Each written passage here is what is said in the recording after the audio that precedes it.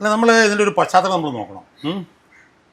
ഈ കേരളത്തിൻ്റെ ചരിത്രത്തിൽ കമ്മ്യൂണിസ്റ്റ് പാർട്ടിയുടെയൊക്കെ ഉത്ഭവത്തിലും വളർച്ചയിലും ഈ പാട്ട്, നാടകം അതൊക്കെ വഹിച്ച നിസ്തുലമായിട്ടുള്ള പങ്ക്. അതെ, തീർച്ചയായിട്ടും. അതായത് കമ്മ്യൂണിസ്റ്റ് പാർട്ടിയുടെ വളർച്ചയിൽ ഇതുപോലുള്ള ഈ സാംസ്കാരിക രംഗത്തെ പ്രവർത്തനം വലിയ പങ്കാണ് വഹിച്ചത്. നിങ്ങളെന്നെ കമ്മ്യൂണിസ്റ്റ് ആക്കി എന്ന് പറഞ്ഞ നാടകം മുതൽ, നിങ്ങളെന്നെ കമ്മ്യൂണിസ്റ്റ് ആക്കി എന്ന് പറഞ്ഞ നാടകമൊക്കെ കേരളത്തിൽ കമ്മ്യൂണിസ്റ്റ് പാർട്ടിയുടെ വളർച്ചയിൽ വഹിച്ചിട്ടുള്ള പങ്കെന്ന് പറയുന്നത് ചെറുതല്ല. അപ്പം അതുകൊണ്ട് തന്നെ ഒരു പാർട്ടിയുടെ വളർച്ചയിൽ പോലും വലിയ തോതിൽ പങ്ക് വഹിക്കാൻ ഇതുപോലുള്ള കലാരൂപങ്ങൾക്ക് കഴിയും എന്നുള്ളത് നമ്മൾ കമ്മ്യൂണിസ്റ്റ് പാർട്ടിയുടെ വളർച്ചയുടെ പശ്ചാത്തലം നോക്കി നമുക്ക് കാണാൻ കഴിയും.